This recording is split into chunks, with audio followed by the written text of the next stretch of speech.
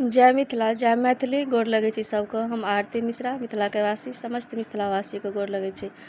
ई हमर सासुर के वीडियो छी और अंगना में नेबो के गाछ लगेने छथिन तो बहुत नेबो फड़ल छै, बहुत ज़्यादा नेबो छै, मतलब आम के गुच्छा जना नेबो छै।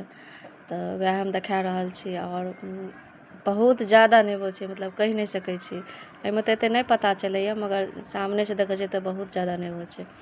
हमहूँ आनलहुँ, देखायब हम बहुत ज़्यादा नेबो आनलहुँ हँ, तऽ हमहूँ देखायब। और ई छै ओलके गाछ, अङ्गनामे ओलके गाछ सेहो लगेने छथिन। तऽ ई छै ओलके गाछ, अपन मिथिलाञ्चलके ओल जे होइ छै से ई ओल छै, ओलके गाछ। ओहि नेबोके गाछके नीचाँमे ओलोके गाछ छै। ओलमे धूप तूपके कोनो जरूरत नहीं रहै छै। और ई छै परोड़, जकरा एतऽ परवल कहै छियै, अपनासब परोड़ कहै छियै। तऽ ई छै परोड़के गाछ। एस्बेस्टसके घर छै एकटा, ताहिपरमे हमर ससुर चढ़ेने छथिन। तऽ ई छै परोड़के गाछ, एहियोमे सँ परोड़ निकलि जाइ छै। ओना हम देखाबै छी। जय मिथिला जय मैथिली, प्रणाम।